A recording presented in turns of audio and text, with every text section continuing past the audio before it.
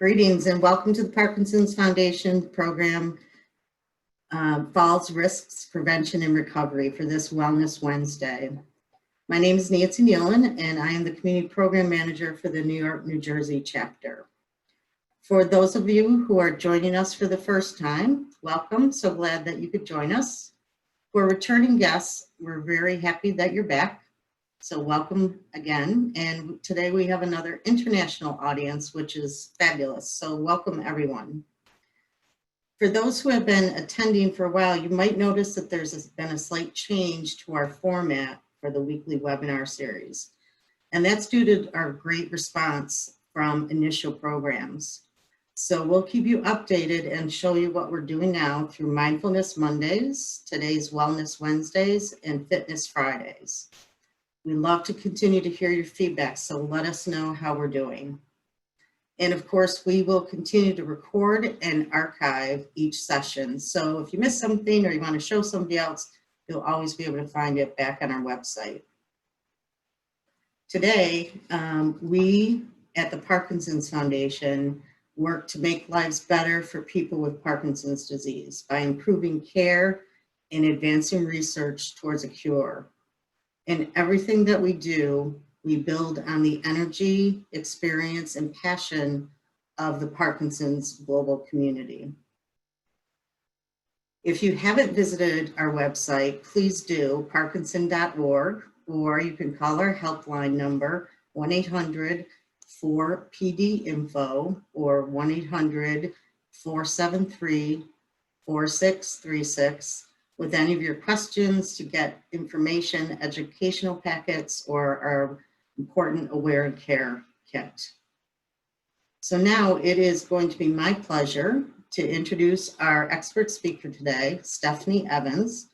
Stephanie is a physical therapist from the University of Iowa, which is a Parkinson's Foundation Center of Excellence. She joined the outpatient rehabilitation there of the University of Iowa hospitals and clinics in 2013. Her focus is on the treatment of neurological conditions with an emphasis on Parkinson's disease. Stephanie is certified in LSVT Big and Power Moves, and she's currently an adjunct faculty member for the University of Iowa Doctor of Physical Therapy program.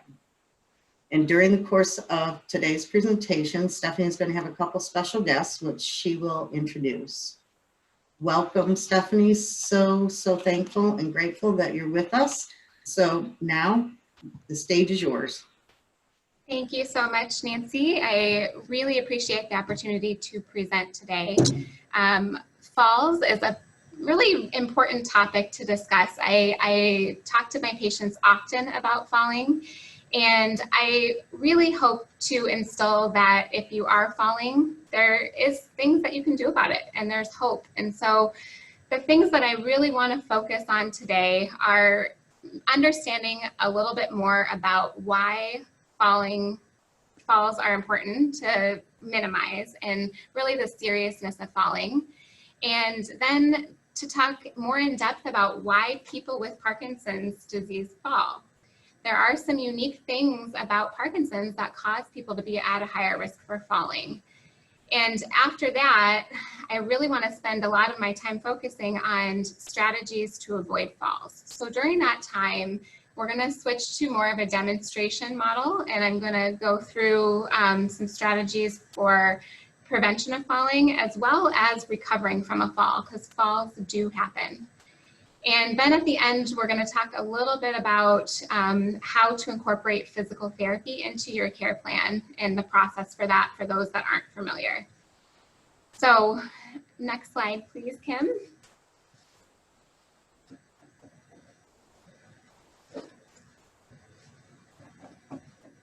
All right.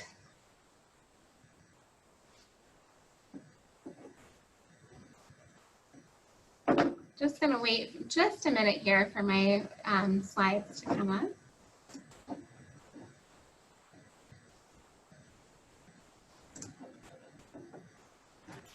Thanks for your patience, everyone. We're probably just having a little glitch, but we'll take care of it. There we go. All right, so some statistics. So these, the National Council on Aging has a lot of fall statistics for the general population, but I wanted to include these here just because I think that some of these actually really surprised me. And so 1 in 4 Americans over age 65 have falls each year. And out of those people that fall, 1 in 5 of those leads to a serious injury. Unfortunately, I have seen this firsthand many times, and I tend to talk pretty bluntly to my patients regarding the implications of having falls. I think that many of the people that I work with tend to try to minimize falls just because you don't want to really talk about it much, and they say, well, it wasn't a serious fall, or they'll say things like, I caught myself on the bed or the couch, so I don't count that as a fall. And like I said, I'm really kind of direct and straightforward about the importance of taking action when falls do start to happen, or even near falls start to happen. Some other statistics are hospital costs. So the average hospital cost for a fall injury is over $30,000. And caregiver burden, so after that very first fall, the caregiver burden tends to increase. One of the things almost across the board that my patients talk to me about is how they don't want to be a burden on their care partners. And so this is where I think physical therapy really comes in to talk about maintaining independence and really keeping yourself as safe as possible in these instances of poor balance. Then that last statistic's kind of astounding as well, that falls are the second leading cause of accidental injury deaths worldwide. So not all doom and gloom. We're going to move on and talk about some things that we can do. These are risk factors for just the general population that place people at higher risk of having falls. So one of the biggest predictor of falling is having a history of falls. Walking and balance impairments, leg weakness, those all kind of make sense of why people tend to fall. Multiple medications is another biggie. Our doctors here have been really, really good at coordinating communication between primary care physicians, neurology staff, psychiatry, and really, and pharmacists, and really looking at medication management to try to limit putting someone at a higher risk for falls. So the things that place people with Parkinson's at a higher risk are typically those walking impairments that are pretty common, postural instability, which is just impairment in balance reactions, autonomic dysfunction, and cognitive deficits. So we're going to go into all of these a little bit more. I did include some information. It's an older study. It's from 2010 systematic review that they found that PD was listed as one of the strongest associations with falling out of 31 different risk factors. And so I want to give you a little bit more insight on why that is. All right, so we're going to go into looking at shuffling gait, freezing of gait, and festinating gait. So these are all common gait abnormalities that can be seen in Parkinson's. And really, with each of these, we're going to dive into what they look like and then some strategies to improve or signal better to get the gait pattern to change and decrease your risk of falls. All right, if you can move to the next slide. So when I say strategies, the way that I explain this to my patients is I try to find things that help get the signal from the brain to the body to produce better movement, or movement that you actually want. So anybody that has experienced freezing of gait you know that you're trying to make your body move, but it's like the signal is not quite getting there. And so everybody is different when we look at strategies to make movement happen, but I'm going to go over a few today, and we're going to spend quite a bit of time talking about these strategies. And so the first one, I'm going to be moving my camera just a little bit here. So shuffling gait is the first one that I want to talk about. So most people are probably aware of what shuffling looks like. Sorry, camera view here. Parkinson's disease makes steps shorter and base of support more narrow. And so when you have shuffling gait, you're not picking up your feet very well. And so when that happens, you're going to be at a higher risk for tripping and falling. Most of the time what I see, and I can pick this out even sometimes with people who are early diagnosed and maybe in earlier stages, there's sometimes a bit of a lag with the foot stepping forward. And sometimes this results in a little heel scuff on one side, or it'll look like it just takes a little bit longer to swing through. So some of the ways that I tend to try to address increasing step length are things like walking between targets. So if I were here and I had a line that I was going to cross, sometimes I have people really focus on counting their steps, 1, 2, 3, and then what I will do is, okay, now we're going to do that same distance, and I want you to beat your score. You've got to go much bigger. You're going to beat your score. 1, 2. That strategy is usually one that I can use the very first day to make a change in somebody. And what I see is not only steps are longer, but the base of support widens a little bit so that your balance is going to be a little bit better. When your feet are together, it makes it really hard to balance. And so we not only want the steps to be long, but we want the base of support to be a little bit wider.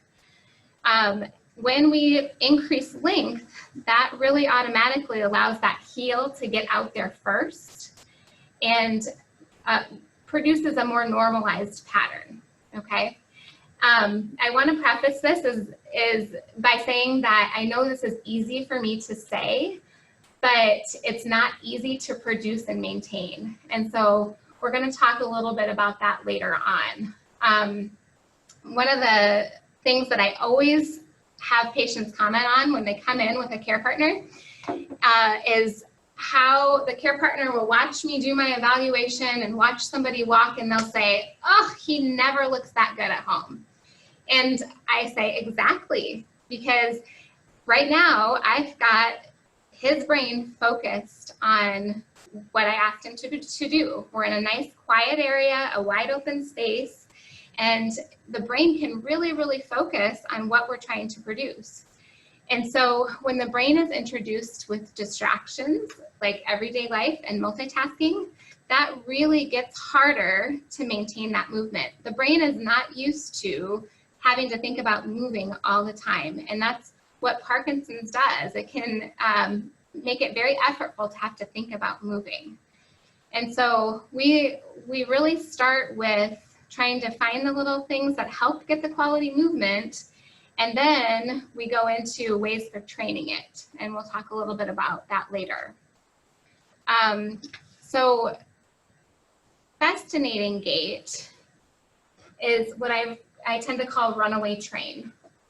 So what happens with fascinating gait is usually posture comes forward, steps get smaller, and it's almost like people get their top going too far forward and they get going too fast and they have trouble stopping themselves. And so that can be a really hard thing to treat because it kind of comes on very quick before people can stop. I usually will try to get people to recognize that when their steps begin to shorten, If you're walking along and your steps begin to shorten, that could be a bit of a precursor that the runaway train is going to start to happen. And so sometimes people can get themselves stopped and start again. Other times, if we can focus on keeping the posture upright and keeping the step length long, that can prevent that runaway train type of walking pattern, can prevent it from starting. You can see with shuffling gait and freezing or festinating gait, the mode of falling might look a lot different. So with shuffling, I've had people who do trip and maybe fall forward, or they have one foot that doesn't quite pick up as well with turning. And it might not be a true freeze, but it just might not pick up as well. And you get a little drag and you could have a loss of balance sideways. Festinating gait, that runaway train gait, is people tend to fall forward. So oftentimes my patients will say, I just kept speeding up and I had to reach out and catch myself on the wall or on the bed.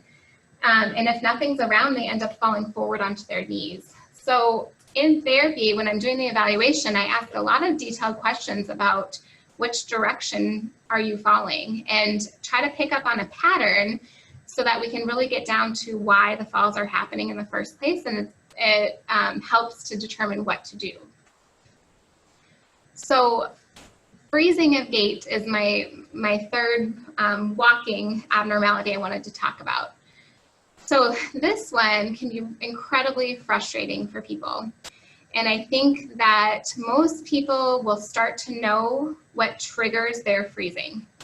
And this can be a good thing because we can try to make adaptations for environment to help decrease the amount of triggers so that freezing happens less. So an example of this would be if you know that there's a tight space between your dining room table and a hutch or cabinet, and that's the place that you always kind of get stuck, rearranging furniture and stuff to make things more open can be helpful.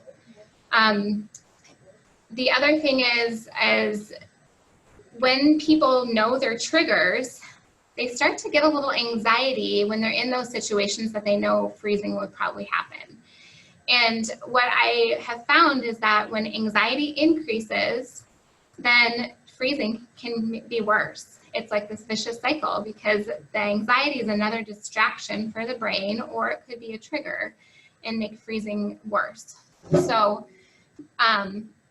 it's really helpful if you are freezing to really look at the times, places, situations that cause the freezing of gait to happen.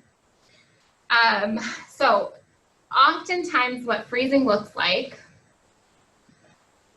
is people tend to start stepping smaller and smaller, and they get up onto their toes and it's like it's glued there. A really scary thing for people is when they're using their walkers and their walker will go, but the feet will get caught, and then the walker keeps going and people end up going down onto their knees, forward onto their knees. Now, falls from freezing can happen in other directions as well, but I tend to see that forward falling more often. So I want to spend some time really talking about ways to address freezing of gait, because I think it's one of the higher reasons for falls to happen in PD. And again, people respond to different sorts of cueing. So we have internal cues where we can tell ourselves things that we can count. One every time our foot comes forward, or 1, 2, 1, 2. That can be a good strategy for some people. Other times people need more external cues like markings on the floor. There's laser lights that are made to use on walkers, or some people hold a pointer laser light and they shine it onto the floor, and that serves as a target to step to. So everybody's brains respond a little bit differently. And this is where, again, therapists who really are experienced with working with Parkinson's can help figure that out. And then we can use those strategies to help overcome freezing of gait. So when a freeze starts, what I try to have my patients do is to stop, stand up tall, and start again big. So freezing doesn't happen if we can maintain steps nice and big.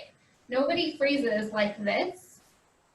It happens when you're going along, steps start to shorten up, and then you get stuck. And so the stopping, standing up tall, and starting again is kind of like a reset for the brain. And so that tends to be a pretty good strategy for people to use. I think sometimes it happens really, really quick, and we need to consider maybe a cane or something so that people can maintain their balance enough to get themselves stopped, standing up, and then starting again. Like I said before, some people respond really well to counting. They will do things in their head. I work with a movement disorder specialist, and he loves saying 1, 2, 3, 1, 2, 3 with his patients, and it works for some. And so you can try little self cues like that to see if you can produce the step and overcome or prevent the freeze from happening. Weight shifting is something that we work on with Parkinson's. So as I said before, Parkinson's makes basis support more narrow and steps shorter. And so the body really does not have to work very hard to shift weight when steps are short and feet are close together. If I'm taking a large step, I have to be able to shift right, left in order to pick up my feet. If I'm taking really small steps and not picking them up, I don't have to shift sideways very much. Weight shifting, we incorporate from a lot of different treatment of PD, but it can be a really nice strategy if someone is stuck to be able to stop, start shifting your weight in order to be able to lift a foot so it doesn't feel like it's glued to the ground anymore. I use this strategy sometimes for turning. So turning is a very, very strong trigger for freezing of gait. So sometimes with people who have really severe freezing, I will even work on them doing small turns with weight shifting like this. Okay.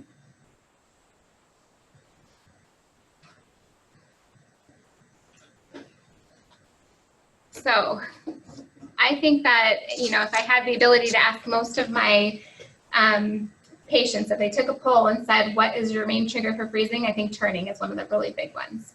So during the evaluations, what I tend to ask is, do you have trouble turning fully when you go to sit in a chair?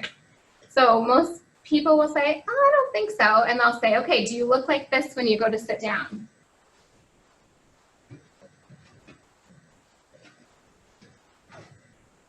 And then everybody will give me that head nod and they'll say, yes, it looks like that. And I call it chair diving. My patients are really good chair divers. So they get part way and then they have trouble finishing it and getting that full turn before they sit. This doesn't only happen with people who have severe freezing. I see it in other people who may have maybe a little hesitation with initiating movement. So what we work on, there's a couple of different strategies here.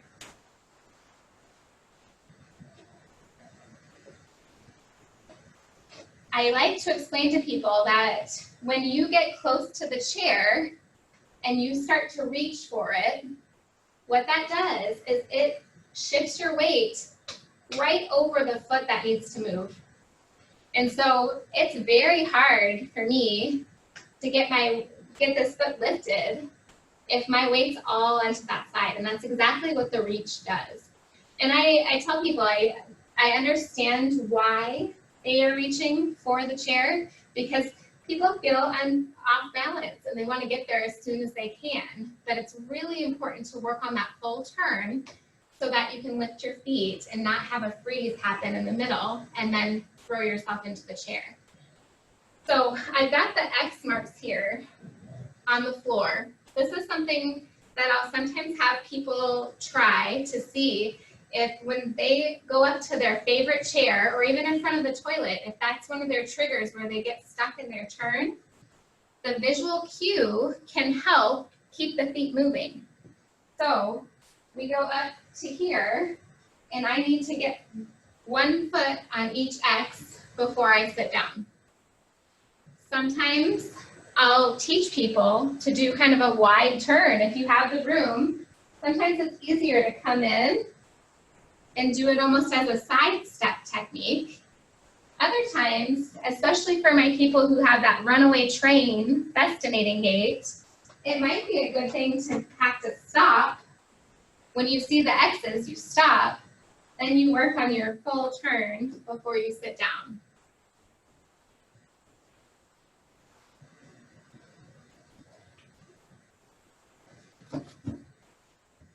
So turning is one thing that I tend to do a variety of things with my patients. I have them step over things. I have them turn with things in their hands, a lot of different things so that we work on that weight shifting side to side and being able to pick up the feet and do an effective turn. One other thing I wanted to show you is something that over time I learned many of my patients talk to me about, and it's a loss of balance when taking the first step when getting up. And so what tends to happen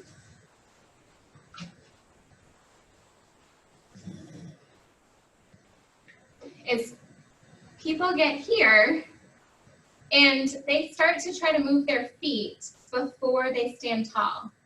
And so it's another instance where your weight is shifted kind of forward onto the foot that needs to move.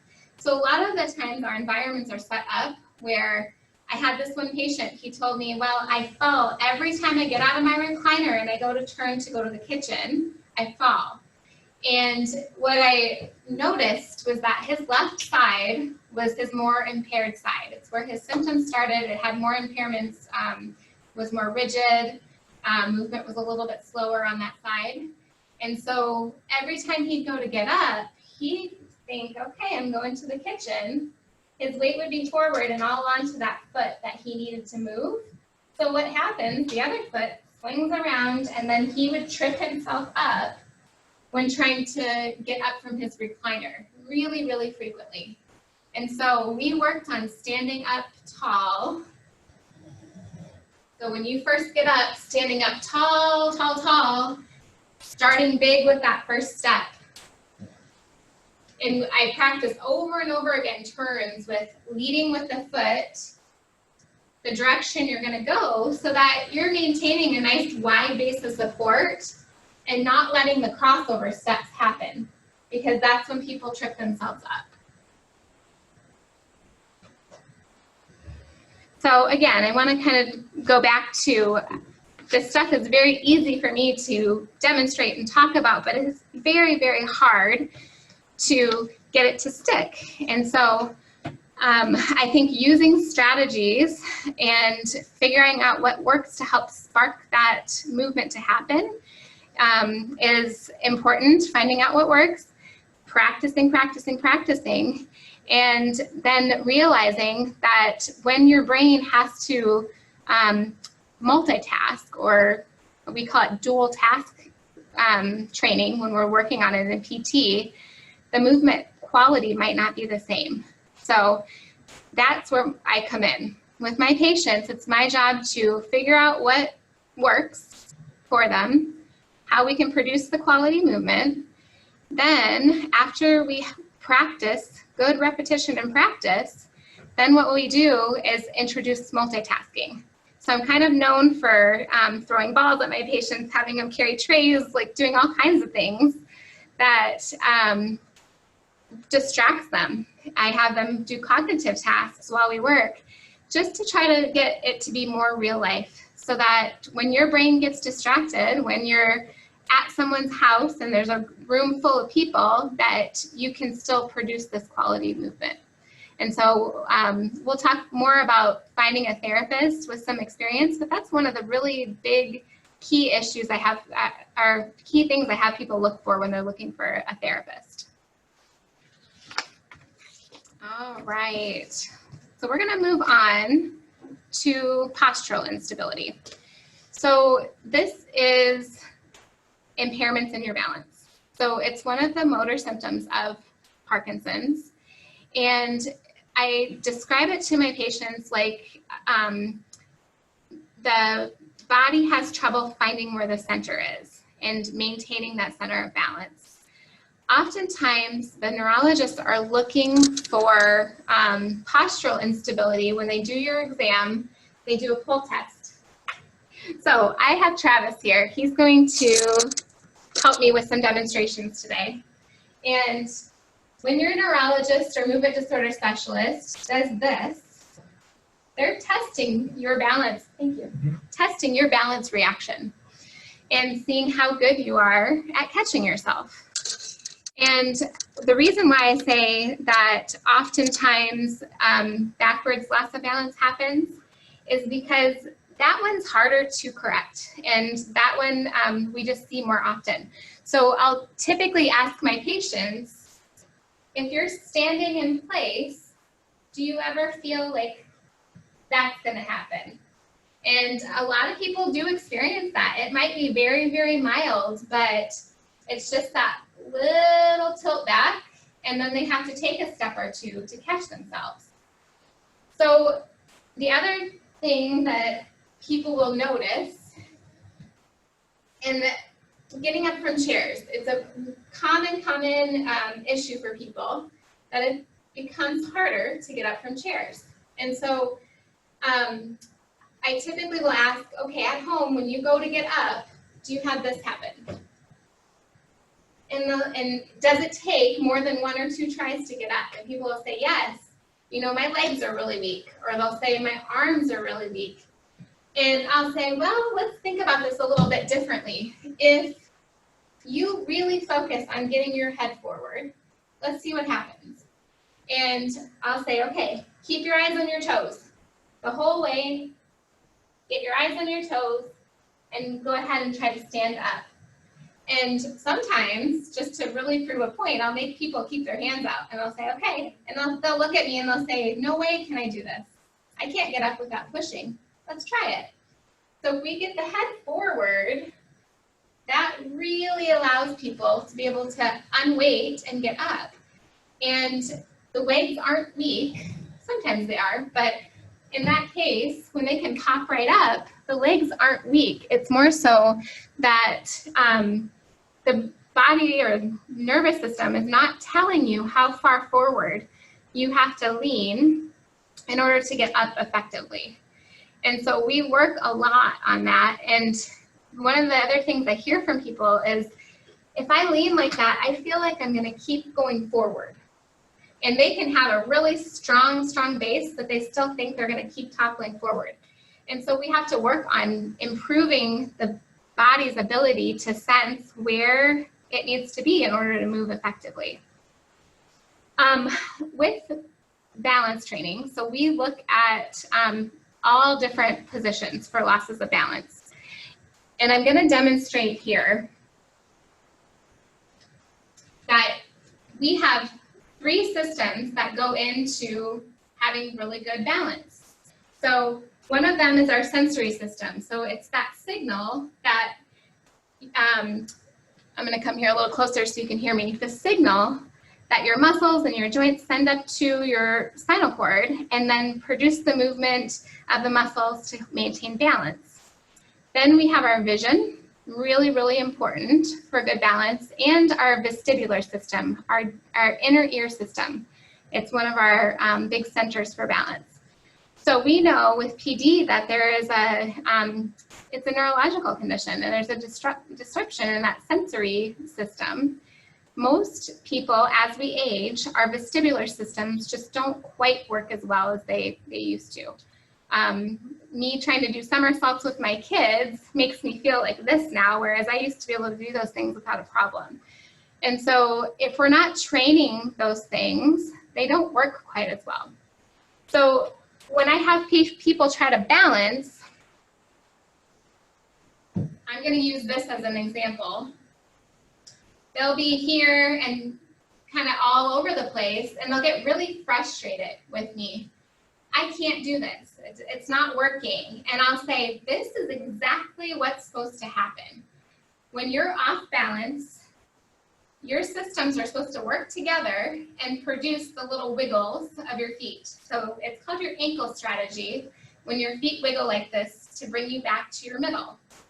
When the ankle strategy isn't enough, we have our hip strategy. Sometimes arms come out and our hips get to work. And then when that's not enough, we step to catch ourselves. That's supposed to happen. So when I have a patient that's wiggling all over the place, I think it's a really good thing. And even better, if they're really off and they step and it happens like that, really, really good sign. We want to be able to train these balance strategies, and we can do that. So, hey Steph, it's Nancy. I'm so sorry to interrupt so rudely, but I just wanted to do a quick time check. This is all such important information. We want to make sure you can get to it all. So just check where you are, and hopefully we'll keep powering through. Thanks.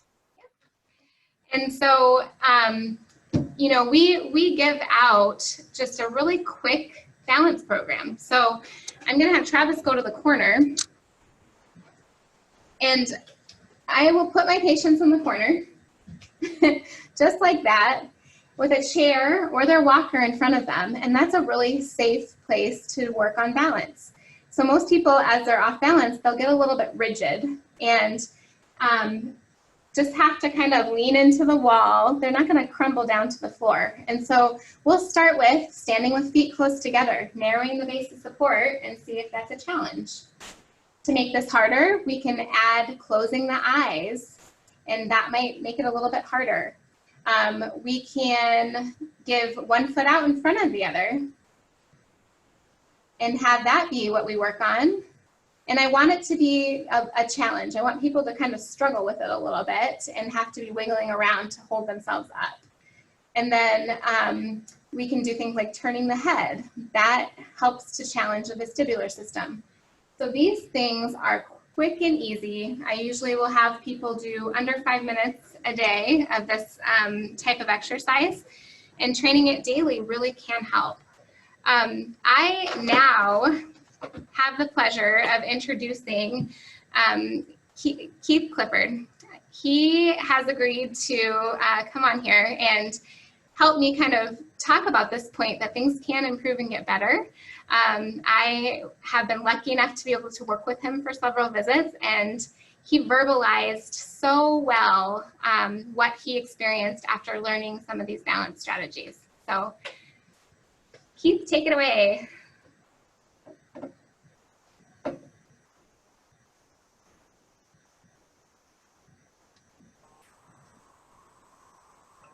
There you go. Can you hear me all right? All right, thanks. It's been a real pleasure to work with Stephanie, and of course I'm here to assist her today. The demonstration you just gave is the exercise that I'm enjoying the most, because I feel like I'm getting the most out of it. And for me, I was diagnosed 9 years ago with Parkinson's. And it started out with a little twitch in the finger, and before long it was the tremor in the hand and the foot, and it's progressed on since then. But balance has always been a problem since day one.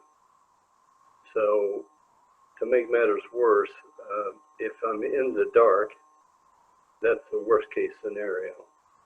So I had a chance to work with Stephanie recently, and she has taught me these exercises, and the corner exercise especially. It helps me feel where my weight is over my feet, and I feel like with that awareness, I'm much more stable than I used to be, especially if I rock back on my feet toward my heels. As soon as my weight is on my heels, it's like an alarm goes off, because I know that's when I'm most vulnerable or I'm the most unstable. So this exercise in the corner is very important. It has helped me kind of dial into the sensations in the feet, and it's allowed me to make adjustments so that I stay up on the pads of my feet and I'm much more stable.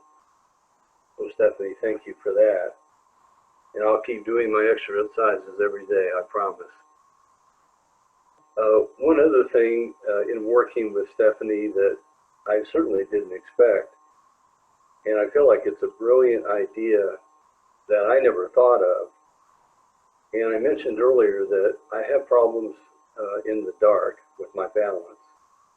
And of course, we have night lights all over the house, but we don't have any in our bedroom because we want that to be pitch black. Well, Stephanie has made a recommendation that I might try putting a night light under my bed. And so I did. The night light is a motion sensitive night light. It also is dimmable, and I've placed it under my bed within close vicinity of where my feet hit the ground when I get up. And it works exceedingly well. As soon as I roll out of bed, put my feet on the floor, the light turns on, and it illuminates my path to the bathroom. So this may sound really simple, but it's very easy to implement, and it's been a tremendous help for me just to get to and from the bathroom in the middle of the night. So I appreciate that recommendation, and I wanted to pass that along, even though it's not an exercise, it's a tip that hopefully will help you deal with that nighttime regimen. And it's so much nicer than having to turn a light on, just to have that illumination under the bed, just enough to get you to the bathroom. So, Stephanie, thanks for the exercises you've given me. They're working well, and I'll pass it back to you. Thank you so much, Keith. That was very, very well said, as usual. So I love the way that you can describe your experience, and I think that it'll resonate with a lot of people watching today. So the next couple of slides, in the interest of time, I'm going to probably go through pretty quickly. These are things that you really should be talking to your care providers about. Because autonomic dysfunction is so prominent with Parkinson's, you can have fluctuations in blood pressure, issues with urinary frequency, urgency. If you rush to the bathroom, especially if for those people who freeze, that could be a common time when you're falling because your brain is really preoccupied with having to rush to the bathroom. Orthostatic hypotension is something that I screen for in my patients, and what that is a drop in your blood pressure when you get up. So it can take up to a good 60 seconds for your blood pressure to drop and rebound after getting up from a lying down position. And so, Kim, if you go to the next slide, it's important to discuss this with your physician. There's things that can be done if you're feeling lightheaded when you get up out of bed. There are medications that sometimes are indicated to help with orthostatic hypotension. All right, so let's move on. I'm going to actually just skip over the cognitive deficits today. This is a topic in and of itself that's really, really a large one that can be associated with falling. I do encourage people, if you are falling, to consider assistive devices. And I think this is another thing, just because of time constraints, we're not going to go into a whole lot. One point that I wanted to make is that prong canes can oftentimes be more unsteady for people and cause tripping. And so there's something I don't typically give for people with Parkinson's. Also, standard front-wheeled walkers, just the two-wheeled walkers, sometimes aren't indicated. So I think having a really good evaluation can be very, very helpful. And sometimes for people that are really resistant to thinking about using a device, I really have to show them that we can produce better quality movement with the device. And we think about that as training. If I can get steps along, posture upright, and have that be sustained longer with a walker, then that's really good training that we use. So I think it's important to not be completely closed off to assistive devices. So my last demonstration that I wanted to quickly go over is how to get up from a fall. So falls are going to happen, they do. And I think knowing what to do is good. So one of the things that can be helpful for care partners is having the ability to put a gait belt onto the person with Parkinson's. So how you do this, you feed it through the teeth, and these can be bought at any medical supply store. You feed it through the teeth, wrap it down low, and then put it through like that, okay? And so this can offer just some place for people to grab and help someone up from the floor. So we're going to demonstrate getting up on the floor. So what tends to be one of the hardest parts is actually getting over onto hands and knees. People kind of get stuck here. So one technique that I practice with people is using momentum, rocking, and using momentum to try to get up onto hands and knees position, like this. Then once you're here, if a care partner can bring you a chair, sturdy chair, you can get yourself up like this. It makes it much, much easier to be able to push up. I have to look at different techniques for certain people because some people don't have the ability to push that much power through their legs.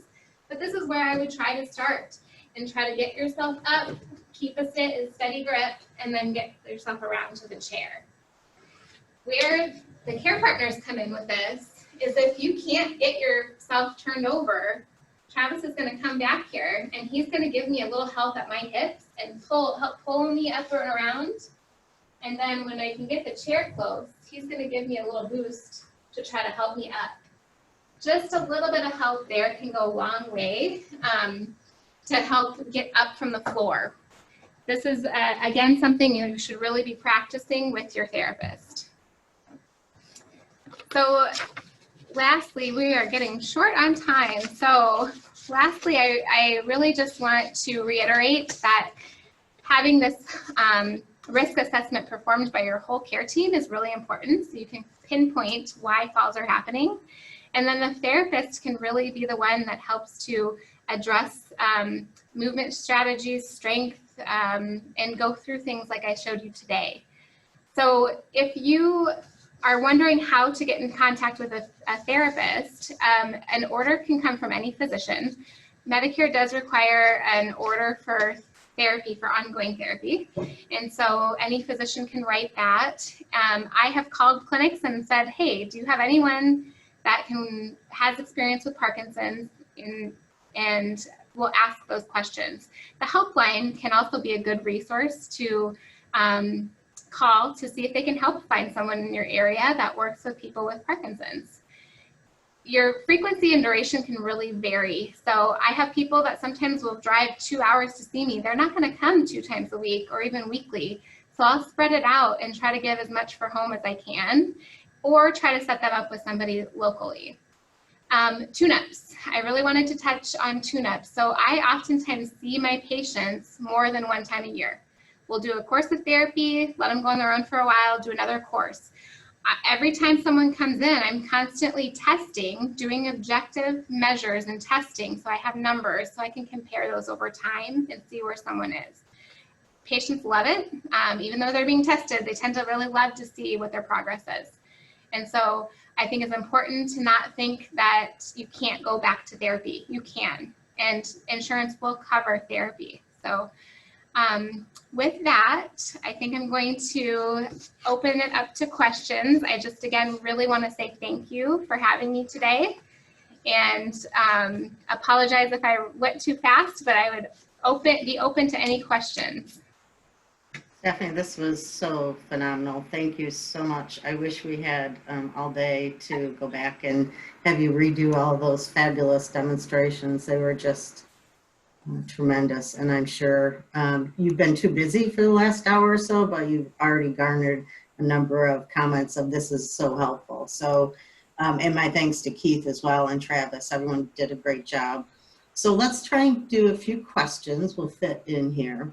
This is an interesting one. What's your opinion of spinal stimulation as a method of avoiding falls?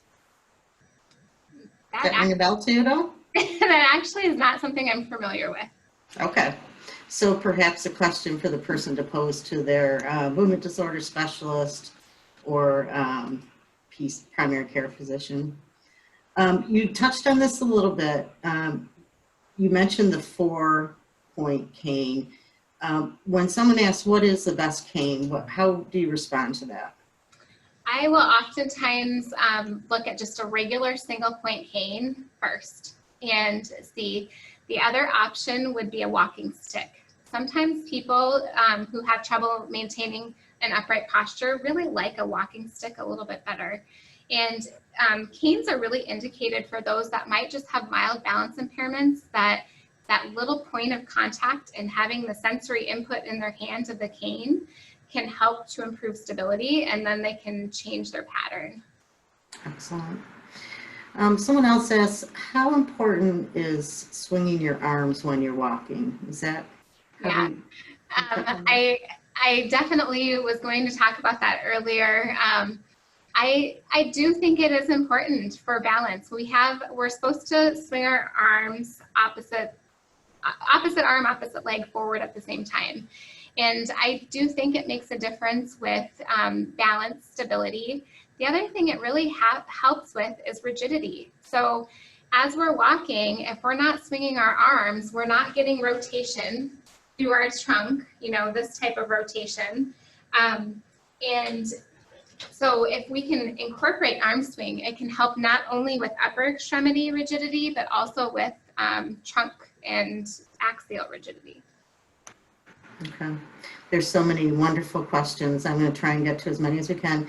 Although we didn't have time, could you perhaps summarize a few comments as it relates to cognitive issues and balance? If you could give that, that would be great. This is a really large topic, and there's a lot of information regarding cognitive impairment and its correlation with freezing of gait in particular.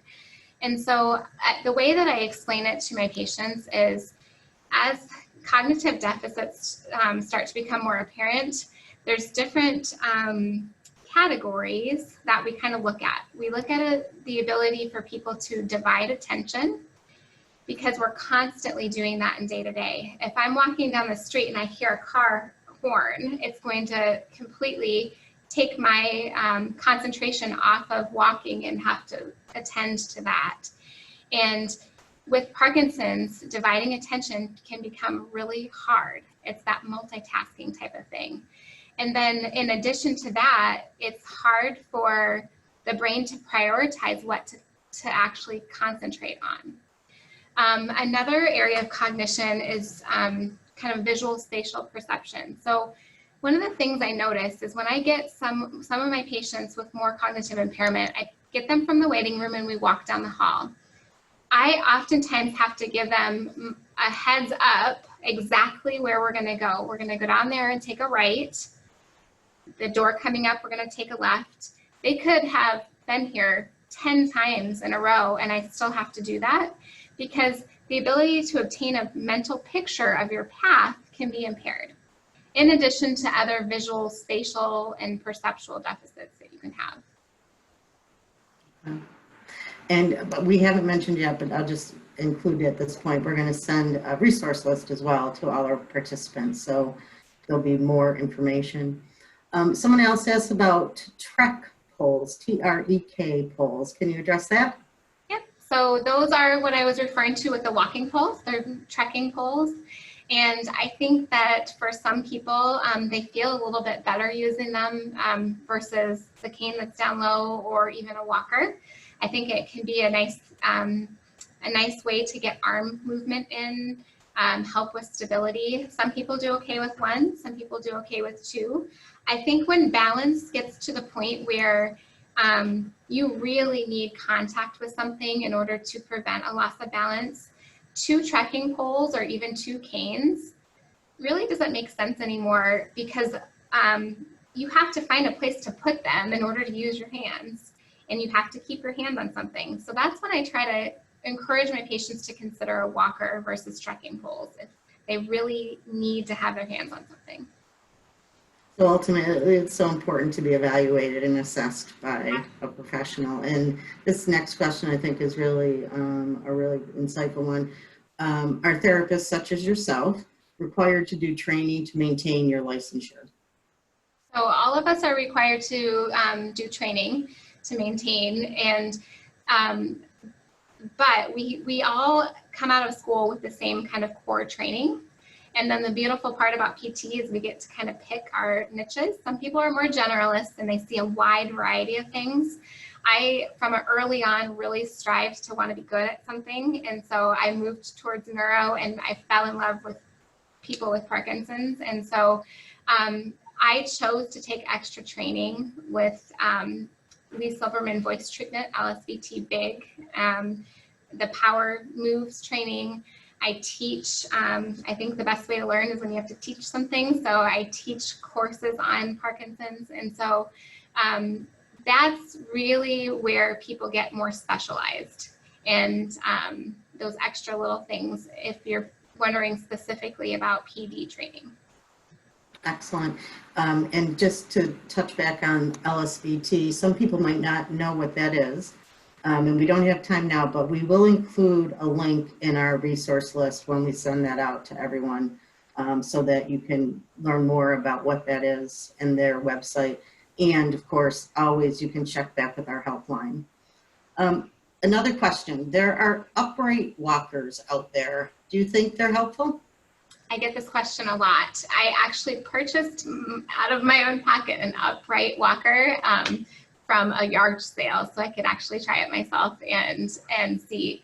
I had only had one patient, this was a couple of years ago, that I tried one, and his wife's feedback, so he had a lot of trouble with upright posture, so he was very, very flexed forward. They were pretty happy with his ability to support himself, but he felt a little bit tippy, especially with turns, because he was up so high and needed a lot of support on the walker. So that was one feedback that we got. And then the other bit of feedback is they're pretty bulky to get in and out of a car. Like, they're very big. I have an SUV. They're a little bit hard to get even out of the back end of an SUV. And so it's not something I jump to right away. I think that if in those more severe cases, or maybe just using it inside is a good option, but it's not my number one go-to. Okay, great. We didn't obviously come near touching this, but let me just quickly ask, how about stairs, walking up and down stairs, coming downstairs, balance issues? Sometimes people with Parkinson's do well on stairs because they have a target. So it kind of is like a cue for the brain to keep knowing where to put the foot. The biggest things I see with people are just like shuffling gait. When their brain's not really, really focused, they tend to take shorter steps so they can get their toes right on the edge, and it's scary. Or they, going down, might have the same experience where their toes are off the edge and not placed correctly. So what I will have people do sometimes is try some little X marks with painter's tape on the steps so they have a target for their toes to hit. And it serves as that cue for the brain to be able to do that. It's mainly helpful on the way up when people are having trouble getting their foot all the way onto each step. And this is absolutely the last question. There are more, but let's quickly try and fit this in and make it applicable across the board. Do you know of anyone in your practice or others who are using telemedicine and Zoom to be able to engage with PT services? So unfortunately, we are not up and running with Zoom right now with telemedicine. Since we are hospital-based, I think we've had some barriers. There are people across the country doing it. I have found resources on, there's some PT networking sites and things like that I know that are people doing that. And I think talking to the helpline can maybe really help you find if you're looking for someone to communicate through Zoom. And of course, they can access all the information on all of our centers of excellence across the country, and that could be another great connection for people. So. Absolutely. And we do have a local person who runs our exercise for PD classes, and she's been doing Zoom classes and very wonderful things. We just are lucky in this area. We have somebody that's taken that on, and she hosts the in-person classes pre-COVID-19 and has transitioned to Zoom. Okay. We have to stop there. I wish we didn't, but thank you so much, Stephanie. Thank you, Keith. Thank you, Travis. This was just so wonderful. So I just wanted to take a moment and remind everyone that you can go to parkinson.org/PD Health, and you'll be able to see all of our programs: Mindfulness Monday, Wellness Wednesdays, Fitness Fridays. And in particular, draw your attention to next week. In addition to Mindfulness Monday, which has been so well received, next week, the topic for this day, Wellness Wednesday, will be driving and Parkinson's, balancing independence and safety. Always a really important topic people want to know. And lastly, should you know someone who perhaps doesn't access computers and Zoom, they can still access these programs by connecting with us. We can call them so they can participate, they can hear all this. And watch your inbox, we'll be sending you an email. We'd love to get your feedback for a survey on today's program.